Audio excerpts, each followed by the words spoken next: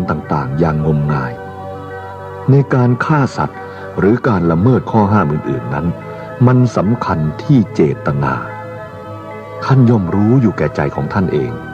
อย่าได้กังวลกับเรื่องพระวินัยให้มากจนเกินไปถ้านำมาปฏิบัติอย่างถูกต้องก็จะช่วยส่งเสริมการฝึกปฏิบัติ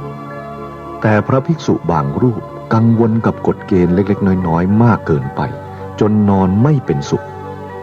พระวินัยไม่ใช่ภาระที่ต้องแบก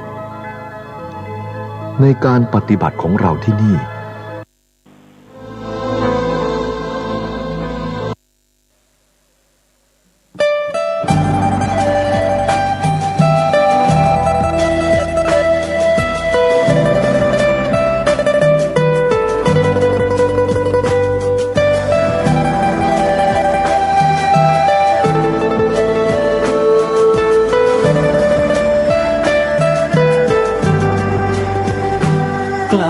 คิด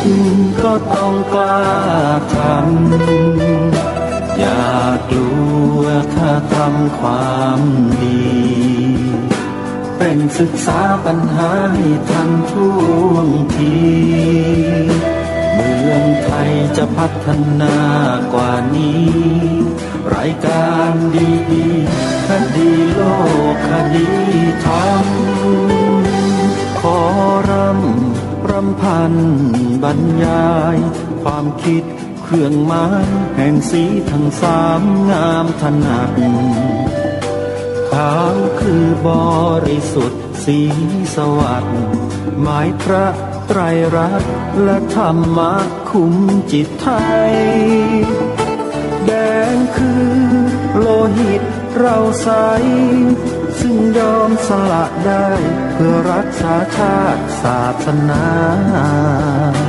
น้ำเงินคือสีโสภาอันจอมประชาถ้าโปรดเป็นของส่วนองค์จากริ้วเข้าเป็นไตรรงค์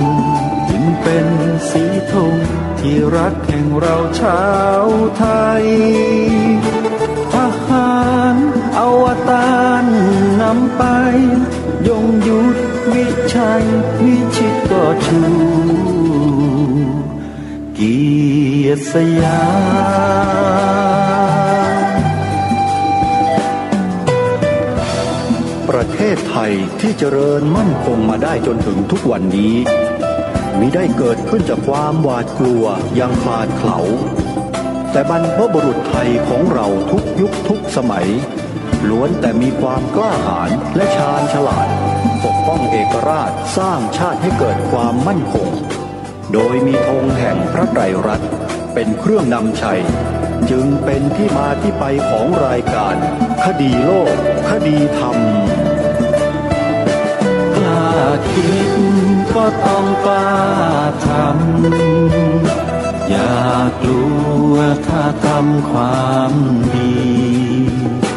เร่งศึกษาปัญหาให้ทันท่วงทีเมืองไทยจะพัฒนา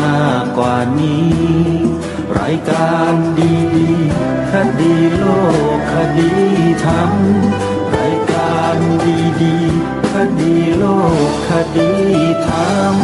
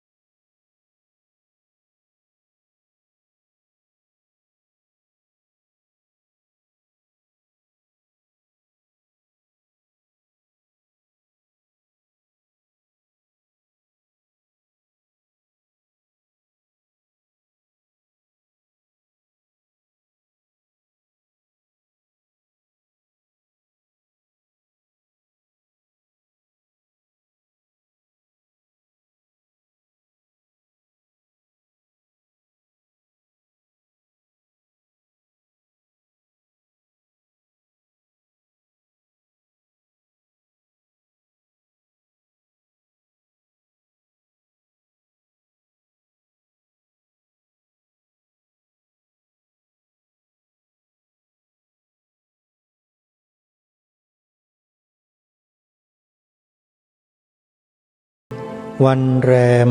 9 ค่ำเดือน10วันนี้ตรงกับวันพฤหัสบดีที่30กันยายนพระพุทธศักราช2564รายการคดีโลกคดีธรรมมาพบกับท่านผู้ฟังเป็นปกติทุกวันจันทร์ถึงวันศุกร์และวันเสาร์อาทิตย์ทางสถานีวิทยุแห่งนี้ท่านผู้ฟังสามารถใช้โทรศัพท์มือถือของท่านดาวน์โหลดแอปพลิเคชันเพื่อติดตามรับฟังรายการนี้ได้ทุกวันแอปพลิเคชันชื่อว่าสมาพันธ์สื่อวิทยุพระพุทธศาสนาอาเซียนเมื่อท่านดาวน์โหลดได้สำเร็จแล้วจะมีสถานีวิทยุพระพุทธศาสนาแห่งชาติที่กำลังออกอากาศสดอยู่ในจังหวัดต่างๆมารวมอยู่ภายในแอปพลิเคชันนี้หลายสถานีและนอกจากรายการคดีโลกคดีธรรมแล้วเนี่ยยังมีรายการธรรมะสาระที่ดีๆจากพ่อแม่ครูบาอาจารย์ทั้งสายวัดป่าสายวิชาการทั้งสายพศผลัดเปลี่ยนหมุนเวียนกันมาให้เราได้สดับรับฟังกันตลอด24 ชั่วโมง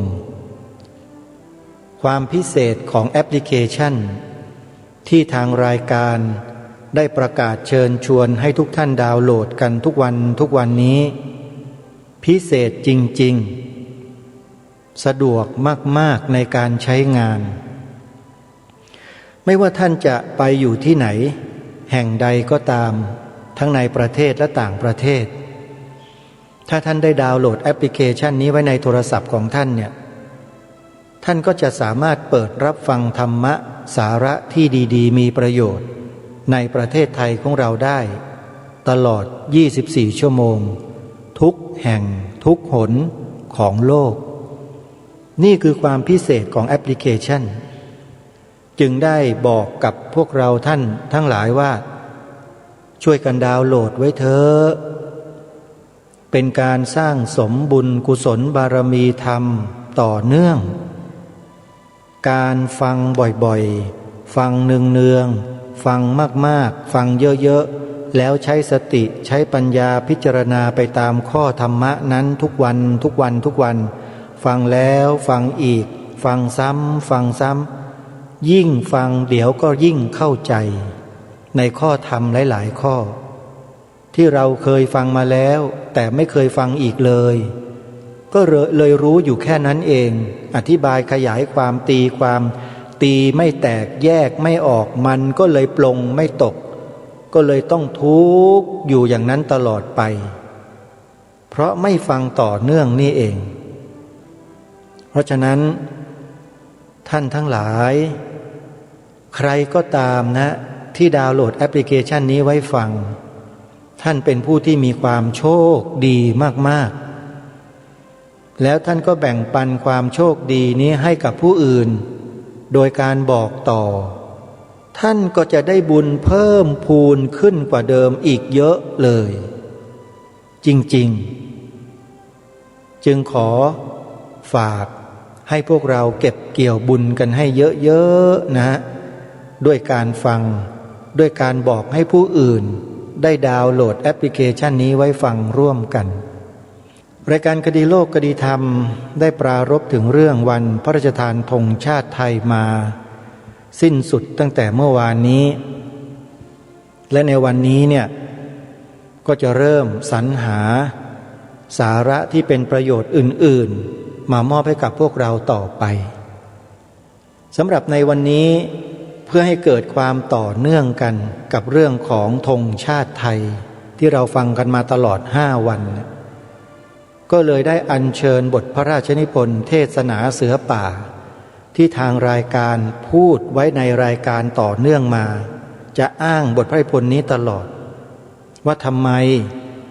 ที่พระองค์ท่านทรงเปลี่ยนธงชาติจากธงแดงช้างเผือกมาเป็นธงริ้ว6 ริ้วแดงขาวน้ำเงิน และพระองค์ก็ได้พระราชทานความหมายไว้กำกับเอาไว้ด้วยทำไมพระองค์จึงทรงกระทำเช่นนั้นอาจจะมีคนสงสัยไงซึ่งวันนี้อาตมาภาพก็เลยเตรียมข้อมูลอันเนี้ยมาเปิดให้ฟังกันเพราะว่าได้กล่าวอ้างถึงบทพระนิพนธ์นี้คือบทพระนิพนธ์เทศนาเสือป่าทำไมจึงต้องอัญเชิญมาเพราะอาตมาภาพเคยวิเคราะห์ให้ท่านฟังแล้วว่าองค์พระบาทสมเด็จพระมงกุฎเกล้าเจ้าอยู่หัวรัชกาลที่ 6ที่พระองค์ตัดสินพระราชทัยเปลี่ยนธงชาติมาเป็นธงแดงขาวน้ำเงินเนี่ยพระองค์ท่านทรงมีเหตุผลแต่บางทีพระองค์ไม่ตรัสบอกใครเพราะพระองค์ท่านอาจจะทรงมีวิธีการอย่างใดอย่างหนึ่งเพื่อประการใดประการหนึ่งในอนาคตคือวันนี้และอนาคตข้างหน้าเป็นแน่และอาตมาภาพก็มาเกิดหายข้อสงสัยประการนี้ขึ้นมาได้เปราะหนึ่งเมื่อมาได้อ่านและศึกษาบทพระนิพนธ์เทศนาเสือป่าของพระองค์ท่านก็เลยหายสงสัยเลยว่าที่พระองค์ท่านทรงพระราชทานความหมายสีขาวในธงไตรรงค์ว่าหมายพระไตรรัตน์และธรรมะคุ้มจิตไทยซึ่งหมายถึงพระพุทธศาสนานั้นเนี่ยเพราะเหตุผลอะไรเพราะพระองค์ทรงเป็นพุทธมามกะและพระองค์ก็ตรัสไว้ในบทพระนิพนธ์เทศนาเสือป่าชัดเจนว่าพระพุทธศาสนาเป็นศาสนาสำหรับชาติเราแล้วก็อีกหลายประโยคหลายความหลายตอนที่พระองค์ตรัสไว้เป็นเครื่องบ่งบอกอย่างชัดเจนว่าประเทศสยามหรือประเทศไทยของเราตั้งแต่อดีตถึงปัจจุบันเนี่ยมีพระพุทธศาสนาเป็นศาสนาประจำชาติและพระองค์ไม่ได้ทรงส่งเสริมให้ประชาชนประสบนิกรของพระองค์ท่านไปนับถือศาสนาอื่นเลยไม่มีเลยมีแต่จะตรัสบอกยืนยันว่าพระพุทธศาสนาเป็นศาสนาที่ดีที่สุดในโลกตรัสอย่างนี้อยู่ในบทพระนิพนธ์เทศนาเสือป่านี่แหละวันนี้ก็เลยตั้งใจนำมาเปิดให้ฟังวันนี้คงไม่จบเพราะว่ามีเวลาอยู่ประมาณ43นาทีเสร็จก็คงจะต้องตัดเป็น2ตอนคือจะปรารภตอนต้นรายการให้เราท่านทั้งหลายได้เข้าใจเสียก่อนแล้วเดี๋ยวค่อยเปิดให้ฟังในท่อนแรกแล้วที่เหลือก็จะเปิดให้ฟังในวันถัดไปเป็นตอนจบก็ขอฝากญาติโยมสาธุชนครูบาอาจารย์ที่เคารพทุกท่านนะครับว่าบทพระราชนิพนธ์เทศนาเสือป่านี้แหละที่ทำให้รายการคดีโลกคดีธรรมคืออาตมาภาพและกระผมผู้ดำเนินรายการเนี่ยมีความหนักแน่นมั่นคงมั่นอกมั่นใจแล้วก็มาจัดรายการในลักษณะเช่นนี้เพราะได้อ่านพระราชนิพนธ์เทศนาเสือป่านี่แหละหายสงสัยเลยไม่สงสัยตัวเองอีกแล้วที่ทำที่พูดที่คิดกับเรื่องเหล่านี้มาโดยตลอดไม่สงสัยแล้วเพราะองค์พระบาทสมเด็จพระมงกุฎเกล้าเจ้าอยู่หัวพระองค์ท่านทรงกระทำให้อาตมะและกระผมหายสงสัยแล้วด้วยบทพระนิพนธ์เทศนาเสือป่าของพระองค์นี่แหละย้ำพระองค์ท่านที่ทรงตัดสินพระราชฤทัยเปลี่ยนธงชาติสยามในรัชสมัยของพระองค์ท่านนั้นน่ะเหตุผลมีอยู่ในบทพระราชนิพนธ์เทศนาเสือป่าเดี๋ยวเราลองมาฟังดูต่อจากนี้นะฮะแต่ก่อนอื่นต้องขออนุโมทนาบุญกับคุณโยมที่ได้ถวายปัจจัยร่วมซื้อที่ดินขยายพื้นที่ปลูกป่าให้กับสวนป่าสามัคคีธรรมเข้ามาอนุโมทนาบุญกับครอบครัวสารพีอยู่ที่เลขที่70หมู่5ตำบลเชิงดอยอำเภอดอยสะเก็ดจังหวัดเชียงใหม่ซึ่งประกอบด้วยนายอุดมสารพีนางขจรสารพีนางสาวรัตนาพรสารพีและนางสาวนวรัตน์สารพีร่วมสมทบทุนกิจกรรมซื้อที่ดินปลูกป่าณจังหวัดสุรินทร์จำนวน 1,000 บาทขออนุโมทนาบุญกับครอบครัวสารพีทุกท่าน ขอให้ท่านนะฮะโดยการนำของคุณโยมรัตนพรสารพีเนี่ยทุกท่านทุกคนนะขอเลยว่าให้ท่านมีสุขภาพแข็งแรงอย่าเจ็บอย่าไข้อย่าจนแล้วก็ให้ประสบความสำเร็จในสิ่งที่ปรารถนาแต่ไม่ใช่อยู่ๆปรารถนาแล้วสำเร็จนะมันมีข้อแม้ท่านต้องให้ทานรักษาศีลและเจริญภาวนาเนืองๆทุกวันคำอธิษฐานจะสำเร็จไม่ใช่คำขอเป็นคำอธิษฐานนะคืออธิษฐานว่าข้าพเจ้าจะกระทำอันนั้นอันนี้ขอให้สำเร็จนี่เขาเรียกว่าอธิษฐานเพื่อกระทำอย่างมั่นคงมั่นใจแล้วสำเร็จแต่ต้องมีบาดฐานรองรับคือศีลสมาธิปัญญาหรือทานศีลภาวนาเราต้องบำเพ็ญเนืองๆนะฮะเพราะฉะนั้นขออนุโมทนาบุญกับครอบครัวสารพีณโอกาสนี้เป็นอย่างยิ่งสำหรับญาติโยมท่านใดที่จะร่วมบุญนะโยมซื้อที่ดินขยายผืนที่ปลูกป่าให้กับสวนป่าสามัคคีธรรมที่อาตมาภาพมองไว้แล้วแต่ไม่มีปัจจัยไปซื้อเขาเองเพราะอาตมานั้นผลิตเงินไม่ได้โยมก็ต้องรอศรัทธาสาธุชนนี่แหละก็หวังอยู่นะลึกๆว่าจะมีญาติโยมที่พอจะมีทรัพย์สมบัติเงินทองล้นเหลือขอพูดว่าล้นเหลือนะโยมเหลือเกินเนี่ยแบบว่าใช้กันไม่หมดไม่สิ้นอีก800ชาติก็ไม่หมดอย่างเงี้ยโยมเจียดเงินมาสัก 3-4 ล้านเนี่ยซื้อที่ดินให้อาตมาภาพปลูกป่าดีกว่าอย่าไปเอาจมไว้อย่างนั้นเลยเพราะสุดท้ายตายไปมันก็ไม่เป็นของเราอ่ะน่าจะเอามาทำประโยชน์ตรงนี้นะที่ดินทั้งหมดมี2 แปลงที่จะซื้อแต่ถ้าจะเพิ่มอีกก็จะซื้ออยากจะได้สัก300-400 ไร่ชีวิตที่ยังมีกำลังอยู่จากนี้ไปเนี่ยประมาณ30 ปีจะทำการปลูกต้นไม้ปลูกป่าบนที่ดินแปลงนี้แล้วก็จะจัดโซนเป็นสถานที่ปฏิบัติภาวนาสถานที่พบปะสังสรรค์สถานที่เรียนรู้ธรรมะสถานที่จัดกิจกรรมก็จะจัดแบ่งให้ลงตัวเหมาะสมแต่ต้องปลูกต้นไม้ให้เจริญงอกงามเติบโตเสียก่อนถ้ายิ่งช้าเวลามันก็ยิ่งสูญยิ่งเสียไปเรื่อยเวลาก็หมดลงเรื่อยๆหมดลงเรื่อยๆโยมคิดดูสิว่าจากปี62ที่ปลูกมาจนถึงปีนี้ผ่านมา2 ปีแล้วใช่ไหมจาก30ที่อาตมาเคยว่าก็เหลือแค่28 ปีแล้วเห็นไหมอาตมาก็มีอายุเหลือ28หมายถึงว่าอายุการใช้งานในการปลูกกำลังที่จะทำเนี่ยพอถึง30 ปีครบแล้วหมดกำลังทำแล้วนะเพราะฉะนั้นถ้าญาติโยมท่านใดมีทรัพย์สินมีเงินทองพอที่จะเจียดมาซื้อที่ดินเพื่อจะปลูกผืนป่าตรงนี้ขึ้นมาเนี่ยอาตมาภาพยินดีให้คุณโยมเดินเข้ามาเลยโยมกล้าหน่อยอาตมาประกาศด้วยสัจจะของความเป็นพระภิกษุในพระพุทธศาสนาว่า30 ปีจะปลูกป่าให้ดูกี่ไร่กี่ร้อยไร่ก็จะทำให้ดูว่าแต่ญาติโยมท่านที่มีเงินน่ะล้นเหลือจนไม่รู้จะนำไปใช้อะไรแล้วเนี่ยกล้าที่จะซื้อที่ดินปลูกป่าไหมเล่าอาตมาภาพก็เป็นคนแบบนี้เลยโยมพูดอ้อนพูดออดญาติโยมไม่เป็นหรอกโยมจ๊ะโยมจ๋าจ๊ะจ๋ามันไม่ใช่อาตมาขออภัยด้วยนะอาตมากระแดะไม่เป็นโยมเป็นคนแบบนี้คือตรงๆเลยเป็นคนซื่อตรงซื่อสัตย์สุจริตเป็นคนรักสิ่งเหล่านี้มากไม่ชอบความโกงความคดความงอไม่ชอบเป็นคนที่เกลียดมากไม่ตรงไปไม่ตรงมาไม่เอาโดยเฉพาะเรื่องงานส่วนรวมงานที่จะ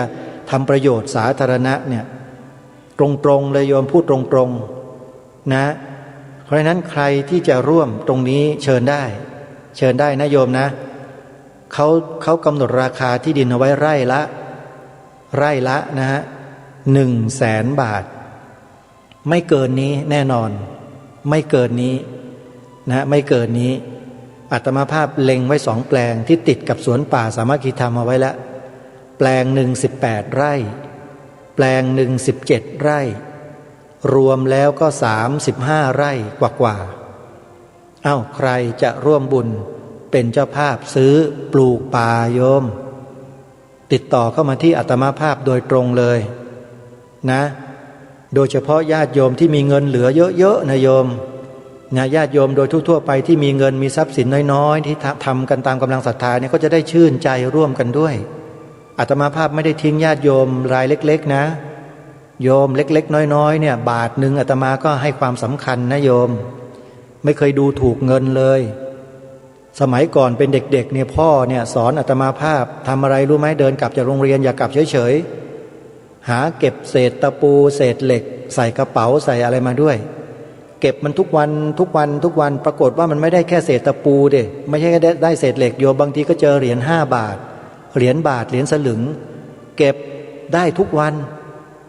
แล้วก็เศษตะปูก็มาสะสมไว้พ่อก็ไปขายเอาเงินมาซื้อขนมให้ลูกกินพ่อก็สอนอาตมาให้มัธยัสถ์แบบนี้เป็นคนแบบนี้มาแล้วก็ให้ซื่อสัตย์ซื่อตรงต่อตัวเอง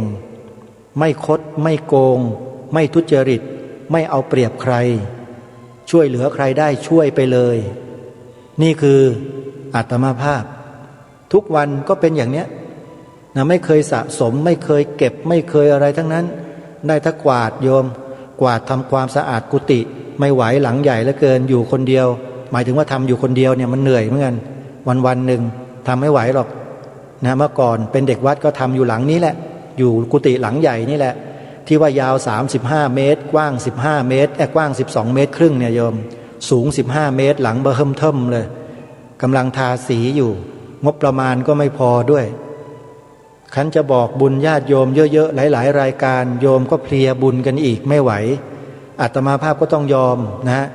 ยอมเป็นหนี้เป็นสินต่อไปก็อย่างนี้ละโยมพระเราถ้าคิดจะทำอะไรแล้วก็ต้องหลีกไม่พ้นเรื่องพวกนี้จริงๆฮะเจ้าอาวาสทุกวัดทั่วประเทศก็เป็นแบบนี้แหละ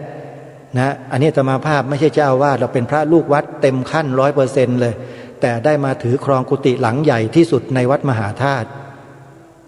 ก็เป็นอย่างนี้ละโยมไม่รู้ว่าเป็นบุญเป็นเวรหรือเป็นกรรมยังไงก็ไม่ทราบเหมือนกันเนี่ยก็ลำบากบอกตรงๆว่าลำบากไม่ใช่สบายหรอกโยมอยู่หลังใหญ่ๆเนี่ยไม่ใช่สบายนะลำบากนี่โยมแม่ก็นำกลับมาอยู่ในช่วงนี้เพราะว่าเป็นเบาหวานแล้วก็เกิดแผลน้ำร้อนลวกแล้วก็แผลเบาหวานก็เริ่มที่นิ้วเท้าแล้วอาตมาภาพก็ต้องมาดูแลล้างแผลล้างอะไรให้อันนี้ก็พูดกันตรงๆจะปิดทำไมล่ะเราไม่ได้ไปทำความเลวที่ไหนทำชั่วเนี่ยเราทำให้แม่ของเราใช่ไหมโยมแม่อาตมาแท้ๆนี่แหละโยมตอนนี้รับมาอยู่ที่นี่ทั้งที่กุฏิยังไม่เสร็จนี่แหละไม่เป็นไรให้โยมมาอยู่เพราะมันมีชั้นใต้ดินอยู่ที่โยมแม่พักอาศัยอยู่เป็นประจำเพื่อจะมารักษาหมอคณัฐด้วยหมอเบาหวานก็จะถือโอกาสนี้ให้หมอเช็คดูซิว่าจะทำยังไงกับแผลนี้แต่ใครๆเขาก็พูดนะว่าถ้าไปถึงโรงพยาบาลหมอตัดทิ้งอย่างเดียวเขาไม่สนใจอะไรตามแผนการแพทย์แผนปัจจุบันเขาจะเป็นอย่างนั้นเขาจะไม่รักษาเสียเวลาตัดอย่างเดียวอาตมาภาพก็เกรงๆอยู่ถ้าตัดแล้วยุ่งเลยอาตมาภาพจะเหนื่อยกว่าเดิมเยอะโยมเนี่ยฮะนี่คือสิ่งที่กำลังเป็นอยู่ในปัจจุบันก็ขอฝากนะโยมนะถ้าใครจะร่วมทำบุญสนับสนุนการปลูกป่านะโยมนะโทรศัพท์มาที่อาตมาภาพก็ได้หรือจะโอนปัจจัยเข้ามาร่วมบุญเลยก็ได้โยมโดยที่ไม่ต้องลังเลสงสัยทำได้ทำอาตมาภาพปัจจัยที่โยมถวายมาเนี่ยก็ลงไปสู่สวนป่าสามัคคีธรรมแทบจะทั้งนั้นเลยที่เหลือก็เลี้ยงดูมารดาบิดาก็มรณภาพไปแล้วเป็นพระนะก็เหลือตัวเองกับโยมมารดาแล้วก็ลุงตาบอดก็เนี่ยโยมถวายมาเอามาใช้ไปเนี่ยทำให้กับ2 คนที่มีบุญคุณแล้วก็กับตัวเองก็ปลูกต้นไม้ปลูกป่าทิ้งไว้นั่นน่ะอาตมาภาพว่ามีประโยชน์แน่นอนเพราะเชื่อในหลวงรัชกาลที่9พระองค์ท่านสนับสนุนให้ประชาชนของพระองค์ปลูกป่าอาตมาก็เลยปลูกเพราะมีที่ดินแล้วไม่รู้ไปทำอะไรละไปปลูกข้าวขายปลูกอ้อยขายมันก็ไม่ใช่พระแล้วอาตมาน่ะไม่ใช่ไม่ทำปลูกป่าเลยปลูกขึ้นเลยนะใครจะร่วมบุญนะโยมนะจดหมายเลขบัญชีธนาคารไว้หรือจะโทรศัพท์เข้ามาพูดคุยกับอาตมาภาพพิเศษ เพื่อที่จะซื้อที่ดินถวายก็โทรมาได้นะโยมนะที่หมายเลขโทรศัพท์ส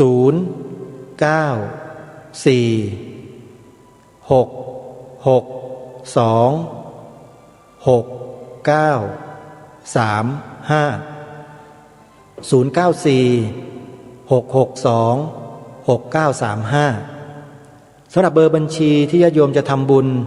จะช่วยอาตมาภาพดูแลพระภิกษุอาพาธคือหลวงลุงตาบอด2 ข้างติดเตียงแล้วก็โยมแม่ที่เป็นเบาหวานขั้นรุนแรงแล้วเป็นแผลอยู่ในขณะนี้ก็ทำบุญได้นะโยมนะไม่ต้องให้ข้อมูลอะไรกันมากบอกแค่นี้โยมทำก็ทำไม่ทำก็ไม่เป็นไรถ้าจะสนับสนุนส่งเสริมอาตมาภาพได้สะดวกยิ่งขึ้นสบายยิ่งขึ้นก็ช่วยกันเบอร์บัญชีธนาคารไทยพาณิชย์ธนาคารไทยพาณิชย์สาขาบางลำพูตอนนี้เขาย้ายสาขาไปแล้วยุบรวมเขาเรียกยุบรวมยุบสาขาท่าพระจันทร์เนี่ยไปขึ้นกับสาขาบางลำพูแล้วนะเพราะฉะนั้นจะไม่ใช่สาขาท่าพระจันทร์แล้วนะธนาคารไทยพาณิชย์สาขาบางลำพูเลขบัญชี114214987ชื่อบัญชีพระปลัดนรงฤทธิ์อนุโมทนาบุญกับญาติโยมทุกท่านที่เข้าใจแล้วก็ช่วยส่งเสริมสนับสนุนอาตมาภาพเนืองๆน้อยมากอย่าไปสนใจโยมทำเถอะโยมมีศรัทธาแล้วทำเลยอย่าลังเลสงสัยจะทำอะไรเนี่ยตัดสินแล้วรีบทำนะรีบทำบุญจะมากบุญจะเยอะก็ขอฝากไว้เอาละท่านสาธุชนเพื่อไม่ให้เป็นการเสียเวลาเนื้อหาบทพระราชนิพนธ์เทศนาเสือป่าที่อาตมาภาพได้เป็นคนอ่านเสียงนะใช้เสียงอ่านของตัวเองเนี่ยอ่านบทพระราชนิพนธ์เทศนาเสือป่าบันทึกเป็น YouTube แล้วก็มีผู้นำมาโพสต์เอาไว้ใน YouTube นะใครจะเข้าไปฟังก็ได้นะโยมใน YouTube ให้พิมพ์ภาษาไทยนะคำนี้นะประโยคนี้พระราชนิพนธ์เทศนาเสือป่าติดกันหมดเลยตัวหนังสือไม่มีเว้นวรรคพระราชนิพนธ์เทศนาเสือป่ามีเนื้อหาอยู่43นาที38วินาทีเดี๋ยวเราจะไปติดตามรับฟังพร้อมๆกันได้ณบัดนี้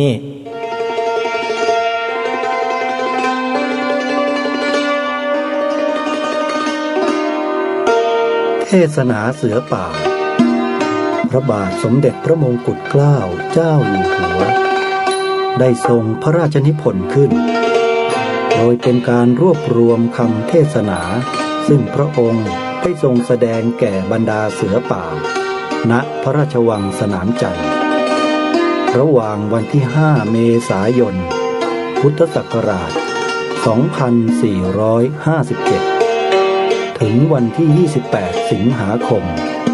พุทธศักราช2458เนื้อหาในเรื่องนี้ทรงมุ่งที่จะให้คณะเสือป่าเห็นถึงความจำเป็นที่คนไทยนับถือศาสนาพุทธซึ่งเป็นศาสนาประจำชาติเทศนาเสือป่าเป็นพระราชนิพนธ์ขององค์พระมหากษัตริย์ที่ทรงต้องการให้ผู้ฟังได้เห็นความสำคัญของความจำเป็นที่จะต้องมีศาสนาทำไมจึงต้องจำเป็นและเมื่อถือศาสนาแล้วจะได้ประโยชน์อย่างไรและศาสนาอะไรที่คนเราควรจะเลือกนับถือคำถามดังกล่าวเหล่านี้มีคำตอบปรากฏอยู่อย่างเด่นชัดในบทพระราชนิพนธ์เทศนาเสือป่าที่องค์พระบาทสมเด็จพระมงกุฎเกล้าเจ้าอยู่หัวได้พระราชทานไว้ให้แก่พวกเราชาวไทยทุกคนแล้วพระอารัมภกถาเทศนาเสือป่าที่ได้นำมารวบรวมไว้ในสมุดเล่มนี้ เป็นเทศนาที่ข้าพเจ้าคนก็ไปล่าเนื้อในป่าแห่งเดียวกันในเวลาเดียวกันนายขอเป็นผู้ยิงเนื้อตายและจะเอาเนื้อนั้นไปนายกไม่ยอมว่าเป็นเนื้ออยู่ใกล้นายกควรจะเป็นของนายกต่างหากต่างคนต่างก็ไม่ยอมจึงวิวาทกันนายกต้องถูกตีศีรษะแตกไปข้างหนึ่งนายขอจึงได้เนื้อไปคราวนี้นายกเห็นว่าการที่ทำเช่นนี้ไม่ดีจึงคิดชักชวนนายขอให้รวมหากินด้วยกันคนหนึ่งเป็นคนต้อนเนื้อคนหนึ่งเป็นคนยิงครั้นได้เนื้อมาก็แบ่งปันกันคนละครึ่งก็เป็นที่เรียบร้อยไม่ต้องวิวาทกันศีรษะก็ไม่แตกเป็นธรรมเนียมอันดีขึ้นต่อมาถึงกับทำสัญญาต่อกันไว้ว่าจะประพฤติการหากินรวมกันเช่นนี้และถ้าใครทำผิดสัญญาจะต้องริบเนื้อที่หามาได้นั้นเสียดังนี้เป็นตัวอย่างอันหนึ่งการที่ผัวเมียอยู่ด้วยกันได้นั้นขอให้ท่านทั้งหลายลองนึกดูทีหรือว่าเพราะเหตุไรคงไม่ใช่เพราะจะนอนด้วยกันเท่านั้นการที่เขามาอยู่กับเราก็เพราะเขารักเราไม่ใช่หรือเขาจึงยอมสละความผาสุกซึ่งเขาจะพึงได้เมื่อเขาอยู่ในบ้านเดิมของเขาผัวเมียหรือคนสองคนอยู่ด้วยกันได้ก็เพราะมีความผ่อนผันซึ่งกันและกันความผ่อนผันเป็นธรรมะแรกคนที่เห็นแก่ตัวเองเท่านั้นอยู่กับใครไม่ได้ต้องคิดถึงผู้อื่นบ้างคือต้องแบ่งเอาความรักตัวของเราไปรักผู้อื่นบ้างเอาแต่ใจตนเองฝ่ายเดียวไม่ได้เช่นผัวเมียเกิดบาดหมางกันขึ้นถึงกับหย่าร้างกันแต่มาคิดถึงความดีที่มีมาแต่ก่อนบ้างเห็นแก่ลูกอยู่บ้างก็เลยอยู่ไปด้วยกันได้ตามเดิมดังนี้เป็นต้น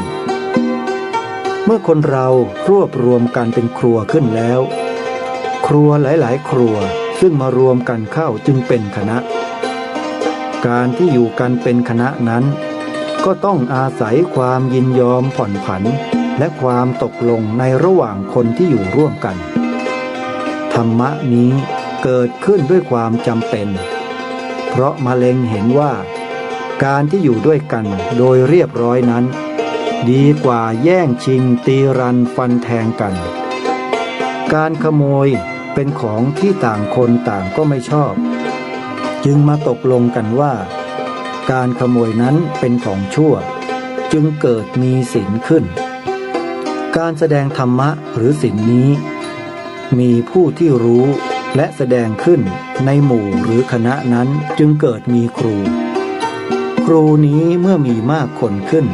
ก็เกิดมีความเห็นต่างกันเกิดเถียงกันครูคนนี้ยืนยันว่าความเห็นของตนถูกต้องดีแล้วความเห็นของครูคนนั้นไม่ตรงไม่ถูกฝ่ายครูคนนั้นก็ติเตียนความเห็นของครูคนโน้นต่อไปอีกเมื่อความเห็นต่อความเห็นไม่ยุติตกลงกันเช่นนี้จึงต้องมีบรมครูเกิดขึ้นบรมครูนั้นเก็บรวบรวมเอาธรรมะของครูทุกคนมาไตรตรองเลือกสรรอีกชั้นหนึ่งธรรมะใดเป็นประโยชน์ดีก็ถือเอาสำหรับแนะนำสั่งสอนในหมู่ในคณะเหล่านี้คณะเหล่านี้แพร่หลายไปจึงได้มีบรมครูขึ้นหลายคนเช่นพระพุทธเจ้าพระเยซูพระมหมัตถ์เป็นผู้สั่งสอนชนหมู่มากคำสั่งสอนของท่านเหล่านี้แหละเรียกว่าศาสนาศาสนาย่อมเป็นหลักสำหรับจะชี้ให้คนดำเนินให้ถูกทางว่าอย่างไรจะเป็นทางที่ประพฤติดีและศาสนาย่อมมีผลเหมือนกันหมดคนเราโดยมากเกิดมาต้องอยู่ในศาสนาใดศาสนาหนึ่งเช่นคนไทยที่เกิดมาในพระพุทธศาสนา แต่บางคนในสมัยนี้มักจะแสดงตนว่าเป็นอิสระคือมีความคิดของตัวเองเช่นศาสนาว่าขโมยไม่ดีนายกอาจจะตอบได้ว่าขโมยถ้าจับได้จึงไม่ดีขโมยถ้าจับไม่ได้แล้วไม่เป็นไรคนที่มีความคิดเช่นนี้หรือที่ไม่มีศาสนาจึงใช้ไม่ได้ธรรมะเป็นของที่คนจะคิดขึ้นเองไม่ได้ด้วยเป็นของที่คนตั้งพันชั่วคนเขาคิดมาแล้วจะตั้งเอาเองโดยปัญญาของคนคนเดียวไม่ได้คนใดที่ว่าตั้งได้คนนั้นอวดดีข้าพเจ้ารู้สึกด้วยความแน่ใจว่าคนเราทุกคนจำเป็นต้องมีศาสนาและเป็นธรรมดาเพราะเหตุที่ข้าพเจ้าเองถือพระพุทธศาสนาก็ย่อมจะต้องเห็นว่าพระพุทธศาสนาดีกว่าศาสนาใดๆในโลกการที่เห็นว่าดีกว่าศาสนาใดๆในโลกนี้ข้าพเจ้ามีเหตุผลพอที่จะทำให้เห็นเช่นนั้นดังจะได้แสดงต่อไปข้างหน้า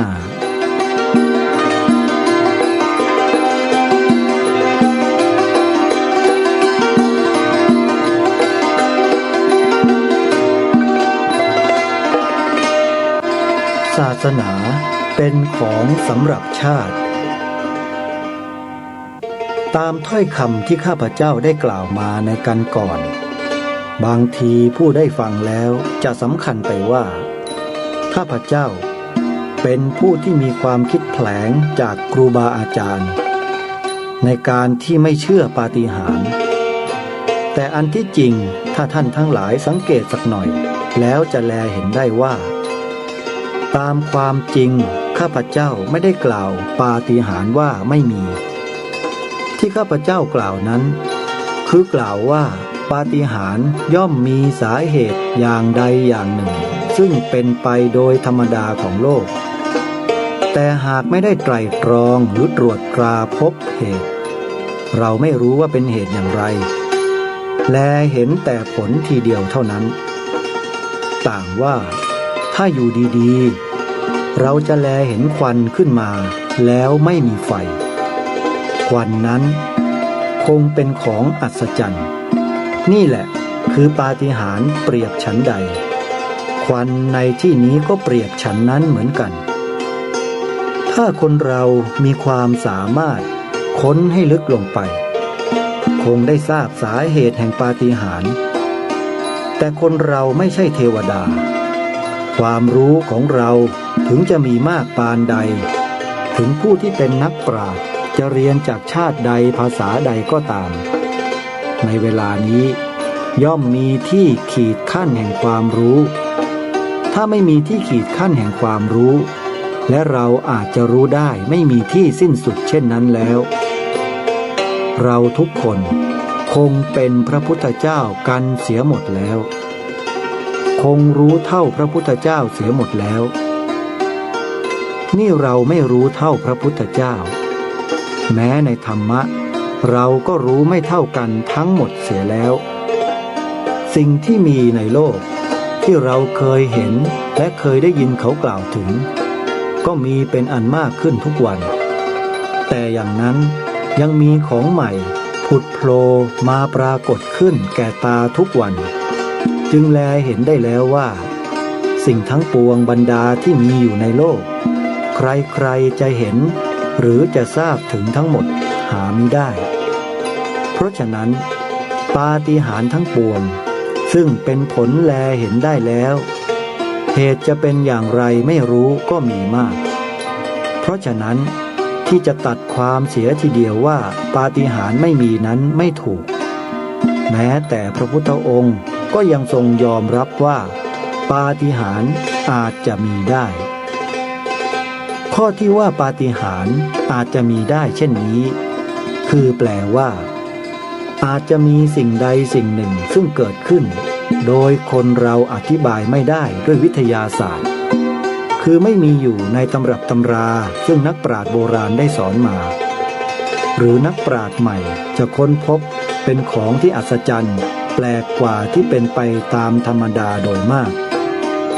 ไม่ต้องพูดให้ไกลลึกซึ้งเลยตัวข้าพเจ้าเองและท่านบางคนที่นั่งอยู่ที่นี้ได้เห็นประจักษ์อยู่แก่ตานั่งอยู่ดีๆก็ได้แลเห็นพระปฐมเจดีย์สว่างแลเห็นรัศมีรุ่งโรจน์คล้ายกับเอาไฟฟ้าไปส่องเมื่อตาแลเห็นแล้วเช่นนี้จะมิให้เชื่อหรือแต่อะไรเล่าทำให้พระปฐมเจดีย์ทั้งองค์สว่างได้เช่นนั้นอะไรจะทำให้สว่างจนถึงกับแลเห็นได้ไกลไม่ใช่แต่ทิศเดียวเห็นได้ทั้ง4 ทิศได้มีผู้ทดลองทั้งใช้ไฟฉายทั้งใช้ดอกไม้เพลิงทุกประการไม่ได้ปรากฏว่าผู้ใดทำแสงสว่างอันนั้นให้เสมอเหมือนเมื่อครั้งข้าพเจ้าและผู้อื่นเห็นด้วยกันหลายคนถ้าจะว่าข้าพเจ้าเผลอสติหรืองานไปก็มิใช่ว่าตัวข้าพเจ้าเห็นคนเดียวมีคนเห็นด้วยกันนับด้วยร้อยเช่นนี้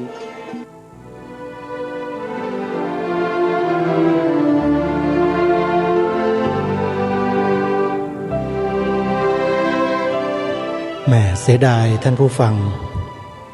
กำลังติดตามรับฟังกันถึงเนื้อหาที่น่าสนใจในบทพระนิพนธ์เทศนาเสือป่ากันนี้พอดีเลยเวลาของเราใกล้จะหมดไม่เป็นไรเดี๋ยววันพรุ่งนี้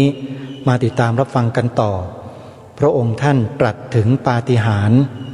ขององค์พระปฐมเจดีย์นะซึ่งถ้าใครได้เคย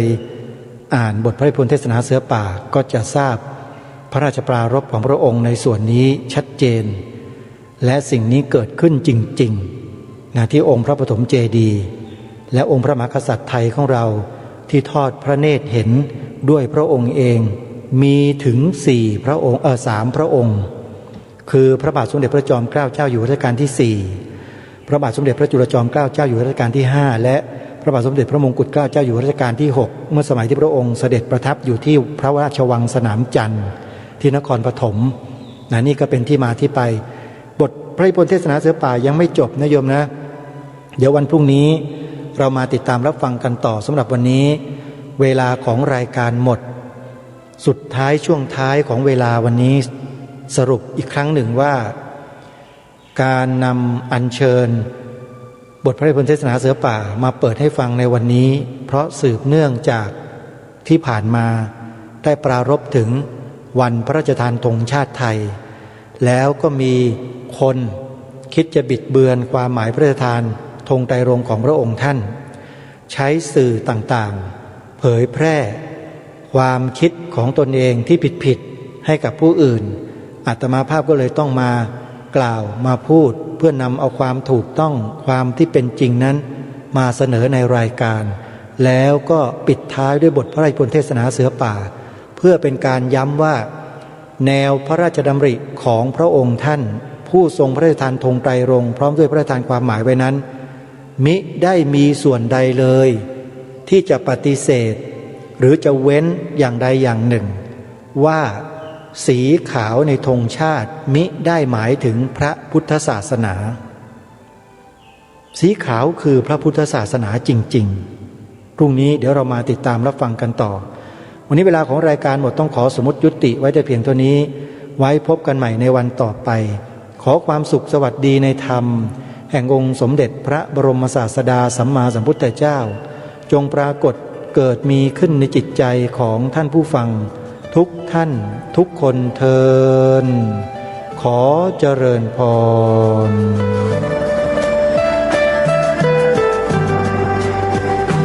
กล้าคิดก็ต้องกล้าท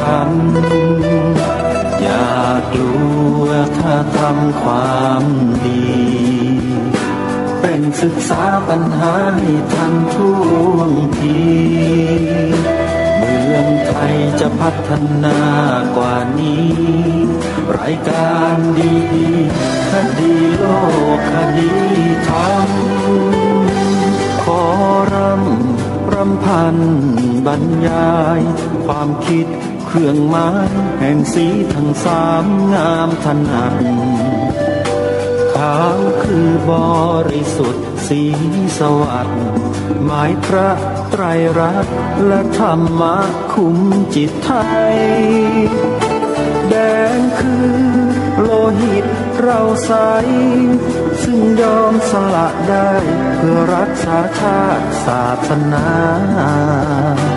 น้ำเงินคือสีโสภา